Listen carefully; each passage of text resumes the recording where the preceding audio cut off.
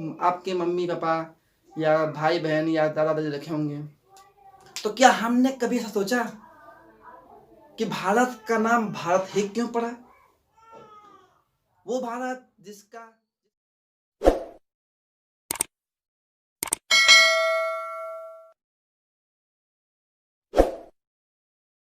Hello दोस्तों, आप लोगों का खान जूनियर खान जी में स्वागत है।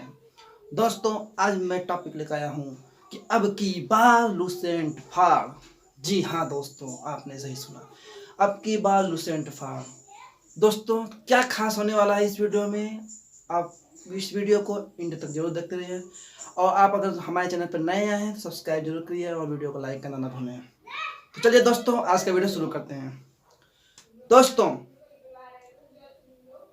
हम लोग अब लुसेंट पूरी लुसेंट कंप्लीट लुसेंट कोर्स करेंगे। दोस्तों, आज की टॉपिक है कि भारत का इतिहास। हम सब भारतीय हैं, आप भी भारतीय, जितने लोग इस भारत देश में रह रहे हैं वह सब भारतीय हैं। लेकिन आज हम लोग फोकस करेंगे भारत के इतिहास पे। तो चलिए दोस्तों, हम तो भारतीय हैं, हमारे देश में हर एक निवासी भारतीय है।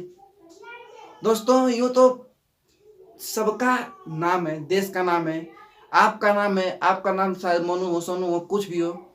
तो दोस्तों, ये आपका नाम आपके मम्मी पापा या भाई बहन या दादा दादी रखे होंगे। तो क्या हमने कभी ऐसा सोचा कि भारत का नाम भारत ही क्यों पड़ा?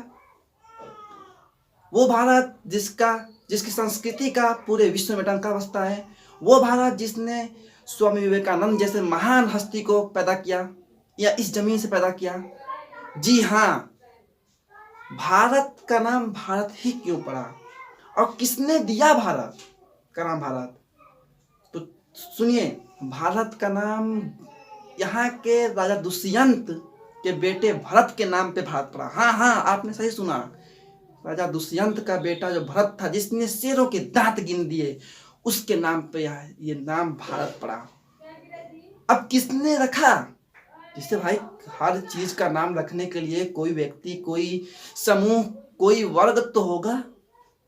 भारत का नाम भारत कौन रखा?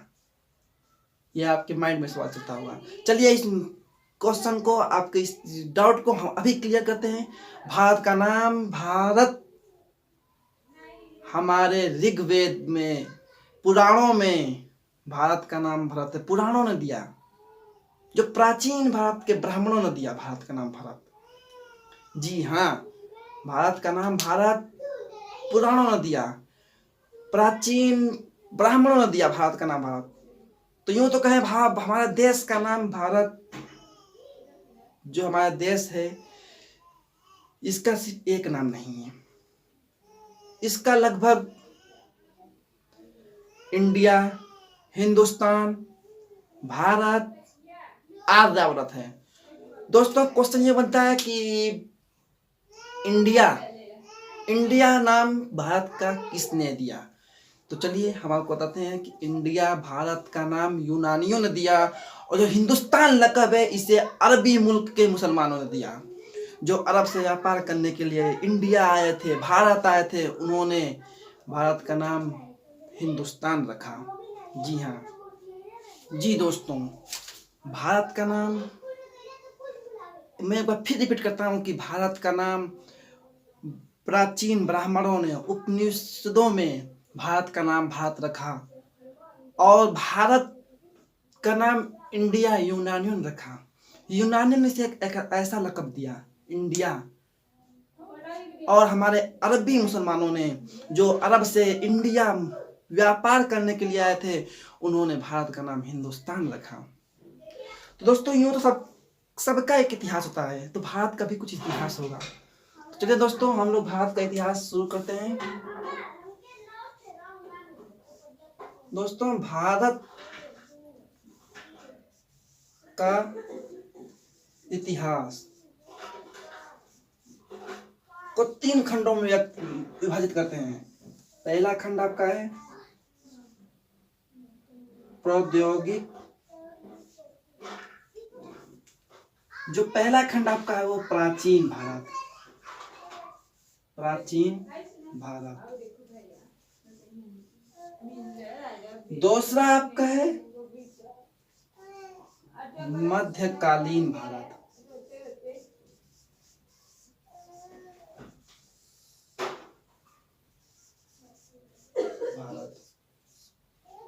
और तीसरा है आपका आधुनिक भारत।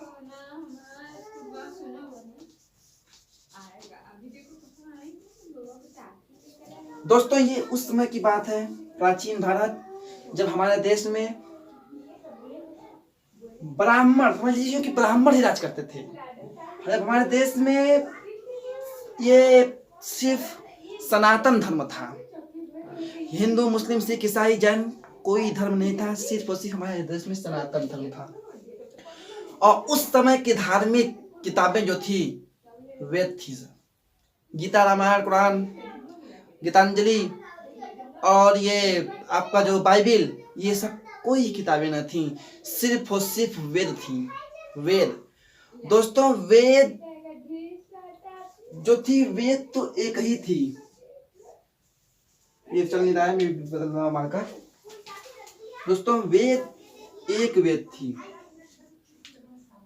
उस समय की धार्मिक किताबें, प्राचीन भारत की धार्मिक किताबें,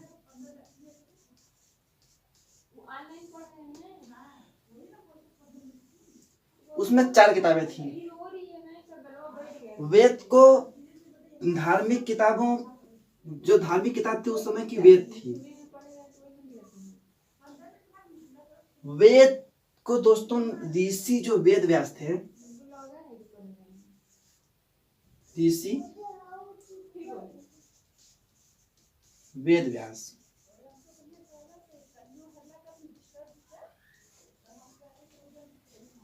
वेद व्यास ने वेद को 4 भागों में बांटा।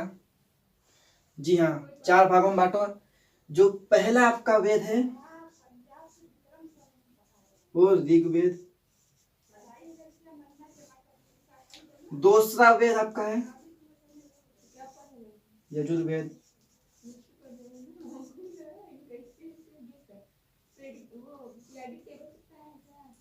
तीसरा जो आपका है सामवेद, चौथा अथर्ववेद। अब दोस्तों जो ऋग्वेद है, हमेशा ये क्वेश्चन रिपीट करता है एनटीपीसी में या आर्मी जीडी क्लर्क में या रेलवे में कि ऋग्वेद जो है, ऋग्वेद किस पर आधारित है। इन्होंने भाषाओं के आधार पर, ये ऋग्वेद जो आपके ऋषि वेद व्यास थे, इन्होंने भाषाओं के आधार पर एक ही वेद को खंडों में विभाजित कर दिया, 4 खंडों में विभाजित कर दिया। यूं कहे भाषाओं को नहीं, टॉपिक के हिसाब से।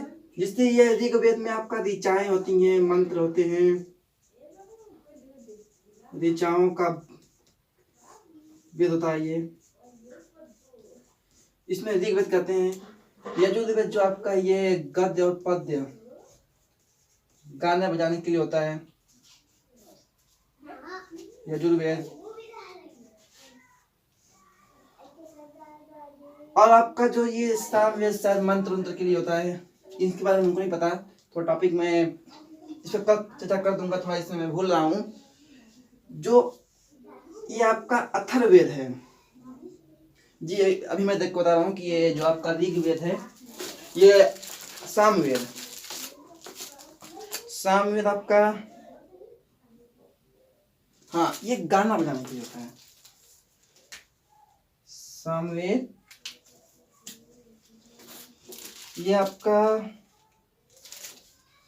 इसमें गाने बजाने के लिए होता है, इसे गाई जा सकती है, इसे पद के रूप में गा कर पढ़ा जा सकते हैं सामवेद को। और जो ये अथर्ववेद आपका है, ये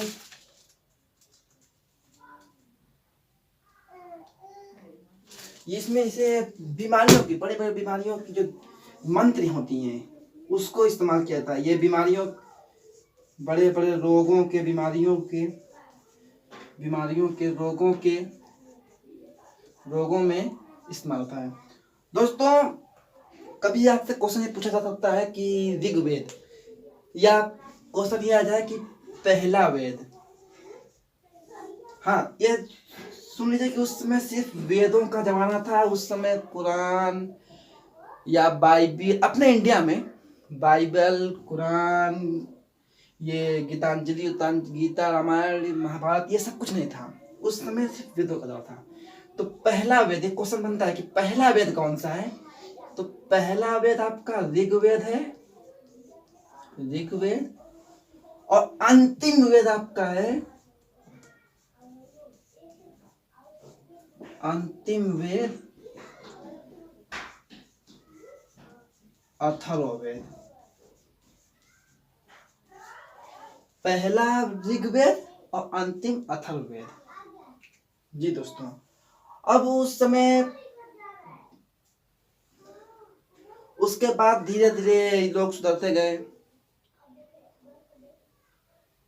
धीरे धीरे बहुत से, धीरे धीरे इस्लाम धर्म भी फैलने लगा। यहाँ पे अरबों ने जब व्यापार करना भारत में शुरू किया तो इस्लाम धर्म को धीरे धीरे बढ़ाया। इस्लाम धर्म के जो संस्थापक थे, या यूँ कहिए जो उनने जिनको वो मानते हैं, या इस्लाम धर्म में मोहम्मद साहब थे। दोस्तों, हम ये टॉपिक बात कर रहे हैं भारत का इतिहास, लूसेंट। अब की बार लूसेंट फाड़, जी हाँ, लूसेंट का बात कर रहे हैं। तो दोस्तों, अब आप लोग इतना दिमाग में बैठा लीजिए, ये जो आपका फिर मैं दोहरा दे रहा हूँ कि प्राचीन भारत का इतिहास, मैं बहुत जल्दी दोहरा रहा हूँ। भारत का इतिहास को 3 खंडों में बांटा गया है। इसमें प्राचीन भारत, मध्यकालीन भारत और आधुनिक भारत आपका।